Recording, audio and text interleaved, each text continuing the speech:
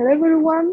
Today we're gonna delve into the about art of wisdom, ancient Islamic philosophy of art, and we're gonna talk about the introduction to art and Omar Khayyam and the ancient philosophers Al-Farabi, Ibn Rushd, Ibn Arabi, and the Rumi, and the impact of these philosophers on the art and thought. Next start. Okay, actually, how ancient thinkers saw art as a journey into the unknown.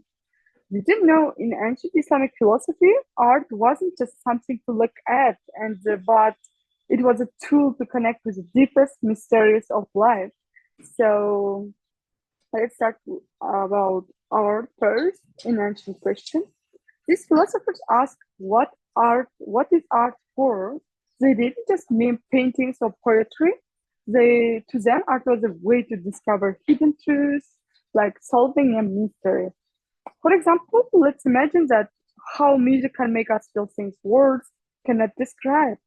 They saw art as a shortcut to understand things that seems invisible. Okay, it's art as a bridge, beauty and meaning, harmony and order. Let's start with Amar Khayyam. All we know, he's very famous philosopher, and Khayyam's poems make us think about big questions. What if we only have this moment? How we can enjoy it fully? He always explains the living with the moment, not from the past, not from the future, but live there and now.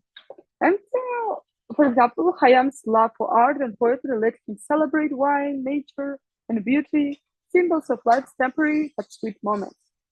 Like taking a sunset photo, knowing it's only lasts a minute. Khayyam wanted us to find beauty in fleeting moments and see them as art. Okay, what about Al Farabi and the music and soul, harmony and reason, past the enlightenment? Al Farabi saw music as a science of the soul, and he believed music could tell, inspire, and teach us things we don't even we are feeling. Let's talk about the interesting fact. Al-Farabi developed a theory on how certain sounds could evoke specific emotions like calmness and excitement. Think of how certain songs make us feel powerful or bring back a memory. Al-Farabi's theories hinted at this power centuries ago. Of course, his a big impact also gives a kind of this kind of how to say it, relationship between art and philosophy, and they really appreciated it. And here's Ibn Rushd, art of the past, universal truth, reason and revelation, art and logic, universal truth.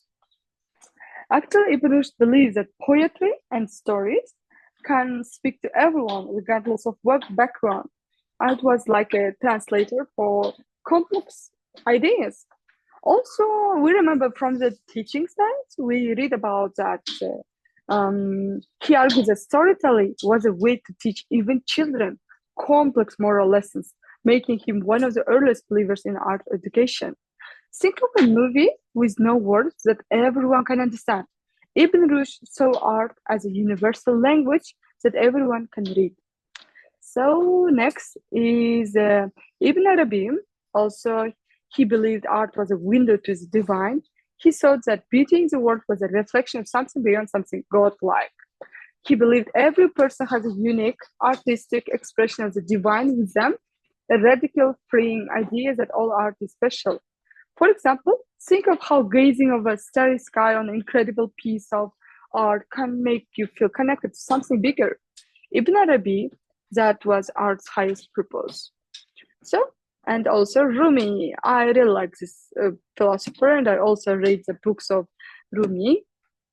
So Rumi, for Rumi, art, especially poetry and dance, was about expressing divine love.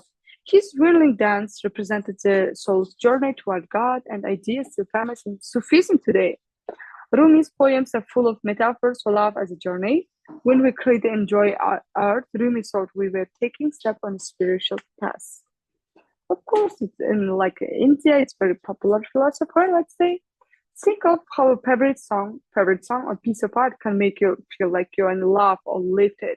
For Rumi, that was an art's magic. bringing us closer to a higher love.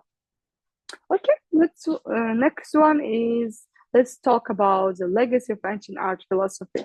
These philosophers' ideas are still alive today. Art therapy, the role of storytelling in mental health, and even music as a form of healing and inspired by the souls. They showed us that art is more than decoration. It is powerful way to understand life, connect with each other, and feel something greater. So that's all for today. Thank you for your attention.